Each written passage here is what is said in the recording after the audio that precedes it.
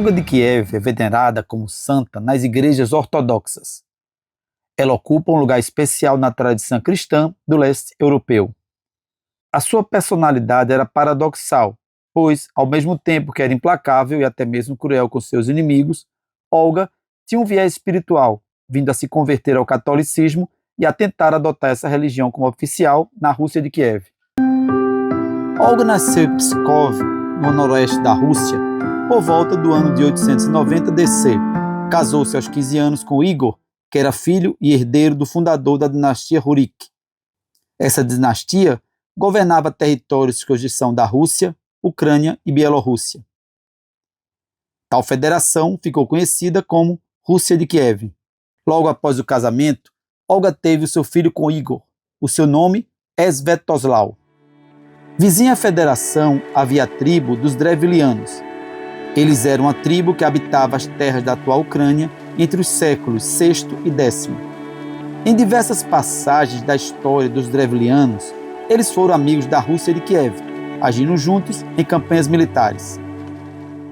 Quando Igor assume o trono, a situação começa a mudar em virtude da cobrança de impostos, vistos como excessivos pelos Drevlianos. Achando altos tais encargos, eles simplesmente pararam de pagar os tributos. Igor decidiu ir até a aldeia drevaliana de Skorosten com seu exército para exigir o pagamento dos tributos. Tendo em vista a superioridade numérica, os drevlianos resolveram efetuar o pagamento. Voltando para casa, Igor verificou que o total pago não era o suficiente e resolveu retornar para exigir a diferença. E aí, ele fez o seu grande erro. Determinou que o exército voltasse à Rússia de Kiev e, com uma pequena escolta, foi à aldeia.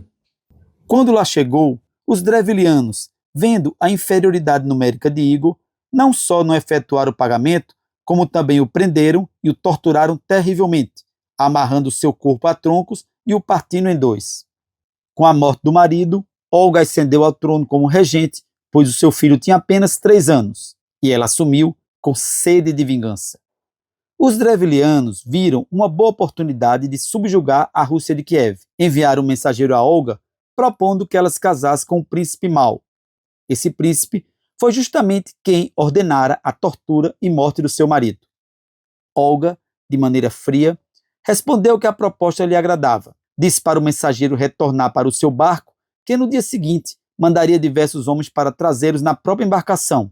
Seria uma forma de honrar o rei mau. No dia seguinte, tudo ocorrera conforme dito por Olga. O povo da Rússia de Kiev carregou os barcos dos drevlianos, só que, ao invés de os levarem para um palanque, a fim de receberem homenagens, eles os jogaram em covas abertas previamente e os enterraram vivos. Enquanto morriam sufocados, Olga perguntava se a honraria estava a seu gosto. Olga então enviou uma mensagem aos drevlianos para que eles mandassem os seus mais ilustres homens até ela em Kiev, a fim de que ela fosse ao seu príncipe com a devida honra. Ela deixou nas entrelinhas que não achava a comitiva anterior ilustre o bastante. Os drevlianos, sem saber do destino do primeiro grupo diplomático, reuniram outros homens. Eram os seus mais destemidos nobres. Quando chegaram, Olga ordenou a seu povo que preparasse um banho para eles tomarem e os convidou a comparecer diante dela depois de se banharem. Quando os drevlianos entraram na casa de banho, Olga mandou incendiá-la pelas portas, de modo que eles queimariam até a morte por não ter como sair. Posteriormente, sob o pretexto de chorar no lugar onde o seu marido morrera, Olga se dirigiu a Skorosten com seu exército. Lá, eles massacraram a população local. Numa única noite, mais de 5.000 drevlianos foram mortos. A regente mandou sitiar o povoado e depois incendiou a cidade. A vingança foi terrível. Olga foi uma excelente administradora. Ela implementou reformas que organizaram o sistema de tributos e fortaleceram o poder central do Estado de Kiev, estabelecendo assim as bases para o futuro desenvolvimento político da Rússia. Em 950, ela viajou para Constantinopla e acabou se convertendo ao cristianismo. A conversão marcou uma virada significativa em sua vida e teve um impacto profundo na história religiosa da Rússia. Olga tornou-se a primeira governante eslava a se converter ao cristianismo, adotando o nome de Helena. Ela tentou convencer o seu filho a se converter, mas não conseguiu. Apenas o seu neto acabou se convertendo e em 988 o cristianismo foi adotado como religião oficial do Estado. Olga faleceu em 11 de julho de 969.